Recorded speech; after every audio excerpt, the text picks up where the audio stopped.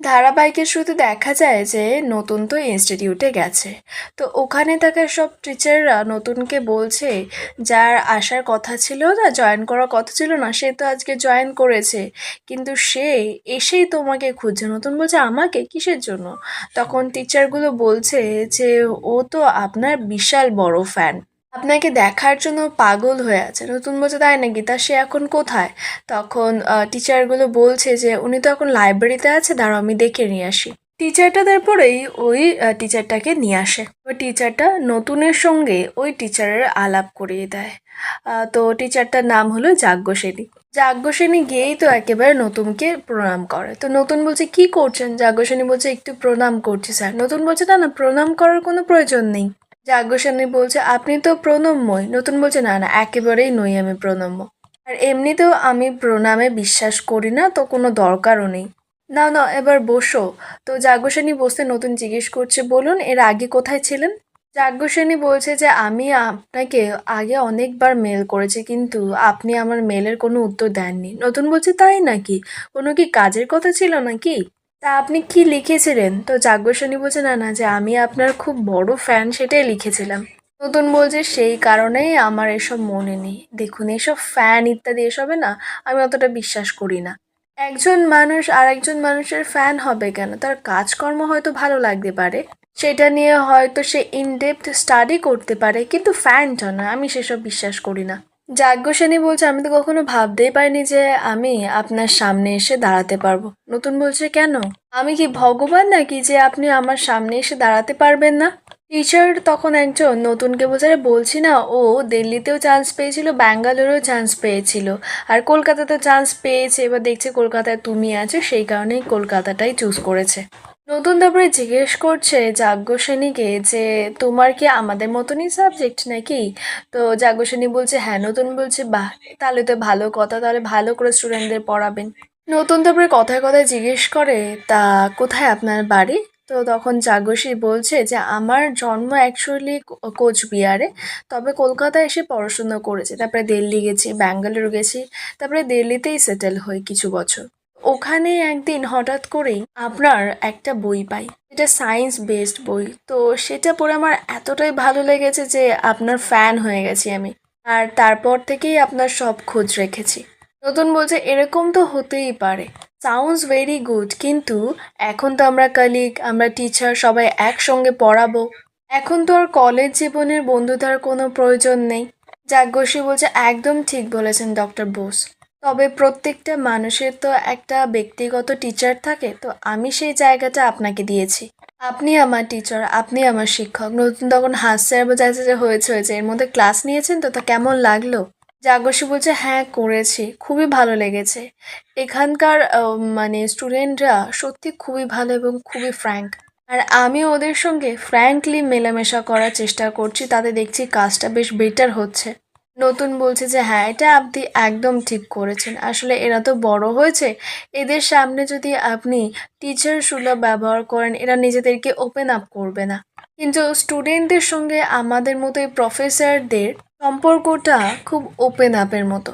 আর আপনি তারপরেই জানতে পারবেন যে ওরা কতটা শিখলো, ওরা কতটা এগিয়ে আছে, আর তারপরেই আপনি তাহলে এগোতে পারবেন পরের ধাপে। তখন অন্য টিচাররা বলছে বলছে আমরা কতক্ষণ এরকম দর্শক হয়ে বসে থাকবো? নতুন বলছে মানে? তখন টিচারটা বলছে মানে একবার আপনার কথা শুনছি, একবার যাজ্ঞসেনীর কথা শুনছি, তাই বলছি আর কতক্ষণ এমনিভাবে শুনবো? নতুন বলছে আর শুনতে হবে না, কারণ আমি এখন যাব, আমার ক্লাস আছে। তো যাজ্ঞসেনী একটা অনুরোধ করে নতুনের কাছে, বলছে যে আমি কি আপনার ক্লাসটা করতে পারি? নতুন বলছে মানে? তো যাজ্ঞসেনী বলছে আমার অনেক দিনের ইচ্ছে যে আপনার ক্লাস আমি করব, আপনি পড়াবেন, আমি স্টুডেন্ট হয়ে বসবো। আসলে আগে যে কটা অনলাইন ক্লাস আপনি করিয়েছেন সব কটাতে আমি অ্যাটেন্ড করেছি, এত মনোমুগ্ধ হয়ে আমি ক্লাসগুলো করেছি ধারণার বাইরে। তো নতুন বলছে তা আপনার এখন ক্লাস নেই? যাজ্ঞসেনী বলছে না এখন তো আমার ক্লাস নেই, অফ পিরিয়ড। তো নতুন বলছে তাহলে তো পরের পিরিয়ডের জন্য আপনাকে প্রিপারেশন নিতে হবে, লাইব্রেরিতে যেতে হবে। তখন একজন টিচার নতুনকে বলছে আরে ও যেতে চাইছে যাক না, আসলে ফ্যানরা না এরকমই করে জানেন তো, আমাদের তো আর আপনার মতো ফ্যান ট্যান নেই, তাই আমাদের এইসব আর ঝামেলা পোহাতে হয় না। তোমার আছে অথচ তুমি সেটাকে ইগনোর করছো। নতুন বলছে শুরু হলো তো ভুলভাল কথাবার্তা। যাজ্ঞসেনী তারপরে নতুনের কাছে আবদার করছে যে স্যার একদিন কি আপনার বাড়িতে যেতে পারি। নতুন বলছে আমার বাড়িতে। যাজ্ঞসেনী বলছে হ্যাঁ। নতুন বলছে ঠিক আছে, যাবেন। তো যাজ্ঞসেনী বলছে যে আমি কি কাল যেতে পারি স্যার। নতুন তো অবাক, বলছে কাল। নতুন কি বলবো, বলছে ঠিক আছে। তো যাজ্ঞসেনী বলছে তাহলে আপনার সঙ্গেই কালকে বেরিয়ে তাহলে যাব। নতুন বলছে ঠিক আছে আমার সঙ্গে যাবেন, কিন্তু রাতেবেলা ডিনারটা সেরে একেবারে আসবেন। তখন অন্য টিচাররা বলছে যে যাজ্ঞসেনীর দেখছি কপালটা খুব ভালো, কমলিনী দিদির হাতে রান্না খাবে। কি কপাল ওর। নতুন দা, আমাদেরকে একটুকুনি কমলিনী দিদির রান্না কি জুটবে নাকি, একটু পাওয়া যাবে? তখন নতুন বলছে দেখো তোমাদের সকলের সঙ্গে ডিরেক্টলি কমলিনীর সম্পর্ক আছে, এই ব্যাপারে আমাকে ডেকো না। তোমাদের যাদের ইচ্ছা তোমরা নতুন কমলিনীর সঙ্গে যোগাযোগ করে নিও, চলে যেও ওর হাতে রান্না খেতে। নতুন তারপর বলছে ঠিক আছে তোমরা হই হুল্লোড় করো, যাদের ক্লাস থাকে যাও, কিন্তু আমার ক্লাস আছে আমি যাচ্ছি।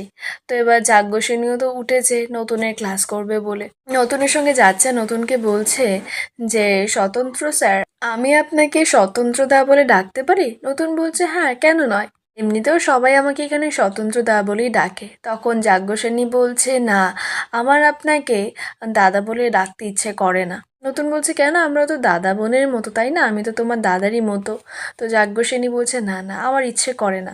আপনি একজন পুরুষ আমার কাছে আর আমি একজন নারী, আমাদের এই পরিচয়টাই সত্যি হয়ে থাকুক নিজেদের মধ্যে।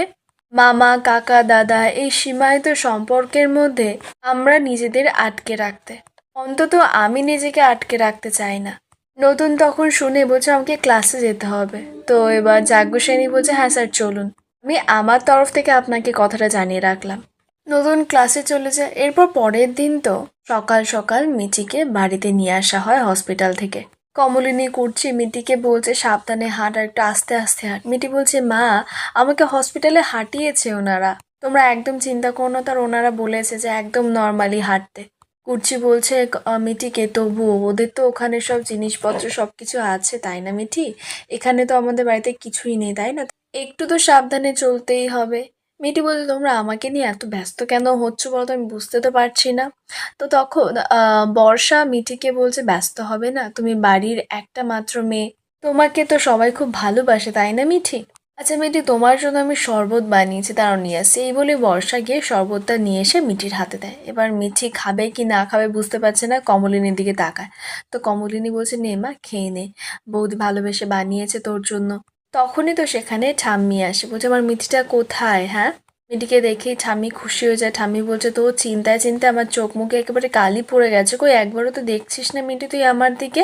কমলিনী তারপর ঠাম্মিকে বলছে জানো মা, ও শ্বশুর শাশুড়ি সবাই ওকে দেখতে এসেছিল। ঠাম্মি বলছে তাই না, হ্যাঁ তা যাবেও তো, তার উপর বাড়ির বউ হতে যাচ্ছে, আর এমনিতেও তো আমাদের মিঠির বিয়ের ডেট তো আবার এগিয়ে এনেছে তাই না, নাচ জামাই মোটে তস হয়েছে না।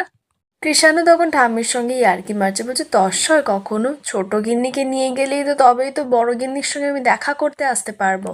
ঠাম্মি তখন হাসছে আর বলছে না না, ওসব মন ভোলানো কথা বলে কোনো লাভ নেই।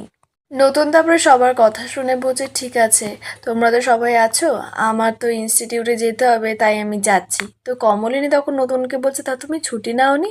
তো নতুন বলছে না, ভেবেছিলাম ছুটি নেবো, এই তো তোমরা সকলেই আছো, আমার তো আর প্রয়োজন নেই, তাই ভাবলাম যে ইনস্টিটিউটে চলে যাই, কাজটাও ছুটি নেই তাহলে আর কোনো দরকার নেই।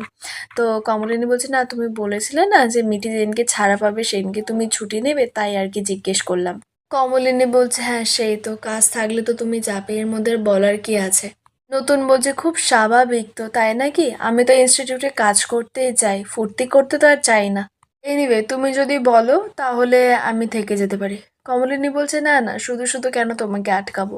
মিঠি তখন কমলিনীকে বলছে আচ্ছা মা, আমি তো ঠিকই আছি, নতুন কাউকে তুমি কেন শুধু শুধু আটকাচ্ছ বলো তো, যাক না কাজে। তো নতুন তখন মিঠিকে বলছে আমি ফেরার পথে কিছু একটা খাবার দাবার নিয়ে আসবো। নতুন মিঠিকে জিজ্ঞেস করছে মা বলতো তুই কি খাবি। তখন কমলিনী বলছে না না, ওর বাইরের খাবার বারণ আছে, ডাক্তার বারণ করে দিয়েছে। তখন নতুন বলছে কোথায়, ডাক্তার তো বলেছে সব কিছু এখন খেতে পারবে নর্মাল সব কিছু। আর আমি তো যাতা দোকান থেকে নিয়ে আসতাম না, আমি ভেবেছিলাম যে একটা ভালো দোকান দিয়ে ওর জন্য মিষ্টি নিয়ে আসবো।